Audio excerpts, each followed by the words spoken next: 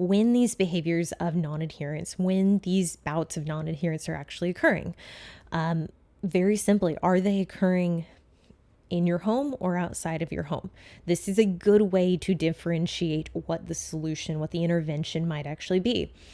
If these are primarily occurring in your home, well, then we have to ask, okay, is it because you have access to these like junk foods, these highly palatable foods, or foods that frankly you're just like, okay, well, it's technically a whole food, so it doesn't matter how much I eat on it.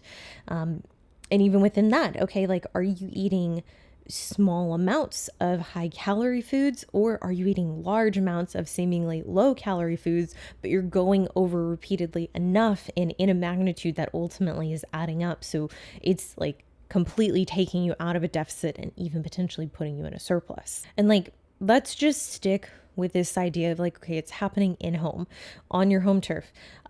Is it happening when your partner, spouse is around, or is it happening when it's just you on your own? Is it happening during like normal meal setting timing, like breakfast, lunch, dinner, or is it happening outside of normal standard meal times? Is it happening late at night or kind of in between meals? You just like find yourself like drifting into the kitchen. You're like, I don't know what I'm doing. I guess I will eat. And none of this is meant to sound demeaning, because I mean, a lot of the examples I'm pulling from are directly from experiences I've had. So please know that like there's a lot of shame around admitting non-adherence. But I swear to you, if you start taking ownership, if you start logging and just like, I don't know, staring it directly in the face and just like, yeah, you know what?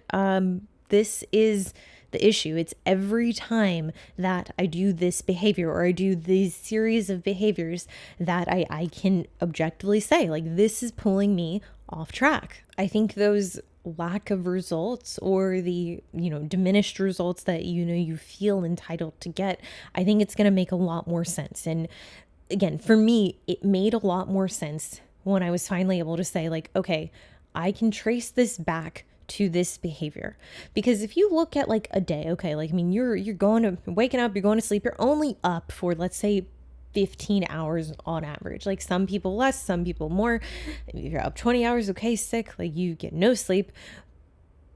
But that's collectively when the behavior, it's not happening when you're sleeping. It's happening when you're awake, when you have access to food. And it's like, if you were to just not eat, I mean, like some of y'all can probably think to times where you had to do a fast, whether it was because like medical procedure or I don't know, you fasted and it was like very much an intentional fast. Okay, you didn't eat. Yeah, it was annoying, but it was very much plausible. Like it didn't hurt you to do that. It may have been uncomfortable.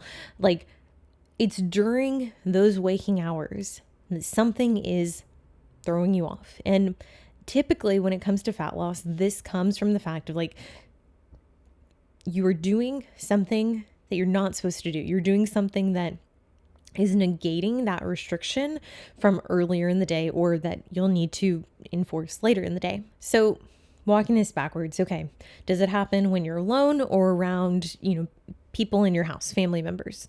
Okay, now, does it happen out of an emotion? Does it happen because you're like, I'm feeling stressed, so I'm going into the kitchen and I'm mitigating the stress because I feel shitty? I have a client who currently, she was telling me like in her place of work, she's like, I really struggle with the comments that are made. And like, I get it.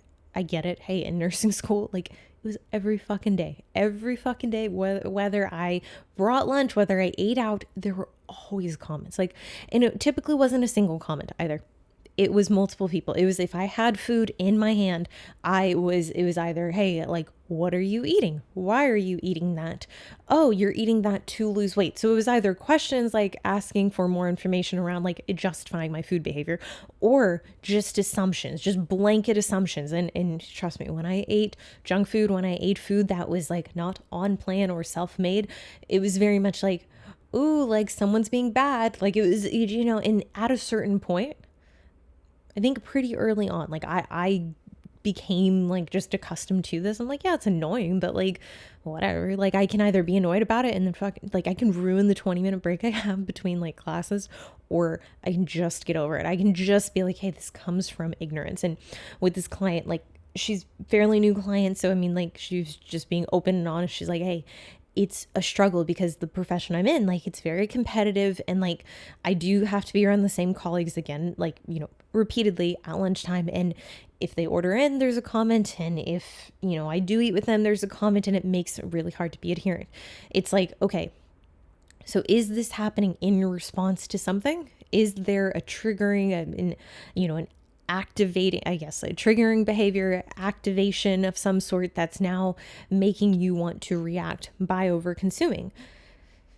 When you actually overconsume, are you able to stop yourself? Or is it a matter of, I eat until I feel like shit, until I feel bad? I eat so much to the point that I feel uncomfortable even. If it's these things, like, the more specific you can be around, like, building this clear picture around what is going on, the better. And like, I understand it. Like, this is not like representative of someone's, truest discipline. And it's certainly not representative of your value. This is a very vulnerable thing to share. But I think, like, with my clients, this is something that I feel like the sooner we can peel back these layers and get really clear on, like, why is this happening and to what degree is it happening, the better we can be about, like, finding that intervention. And on the other end of the spectrum, let's say it's not a reactionary, it's not like emotionally driven. It's like, I was bored and it was around and I didn't say no. Okay, so, like, do we categorize this as lazy, or do we just say, like, hey, like, you don't have that discipline, that willpower, your goal rooted in so, like, deeply that when the opportunity presents itself, you're going to waver? Okay, well, then we need to have a stronger why. We need to have a consequence. We need to have something. And I don't mean like a consequence on the person. I just mean, like, mentally there needs to be some kind of negative that, like, that goes off in your mind, that you're like, hey, if I do this, this will happen. Because that's typically what I see is the differentiating factors. Like, for certain clients, they're like, yo, this girl brought in food and immediately I was like, no, I can't eat that because I'm committed to getting my pro card. Like, I mean, just like so quickly goes to, like, this little thing happened. And then I was like, oh, the audacity. And then immediately, like, is tying it to, like, that overarching goal. And that's a real example from this past week. But literally, like, some people, they just immediately jump, like, the bouncing ball just goes so far.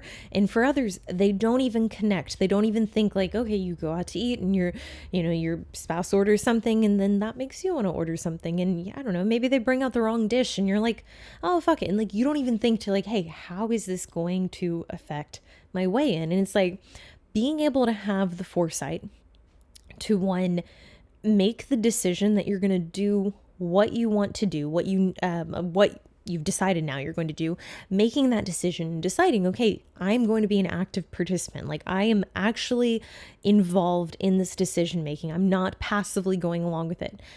That is a huge, huge aspect of adherence. Because when you break this down, I mean, there are going to be moments that you feel very tempted. There's going to be moments where it's very difficult, where hunger is low, hunger is high. When hunger is low, adherence should be higher. When hunger is high, when sleep is low, maybe you're under a lot of stress. Maybe you have people around you that are encouraging you, that are like, hey, you've no reason. You look great. You've lost so much weight already. Why not just give in? And you have all of the external, like, pushes and I guess really incentives to be non-adherent.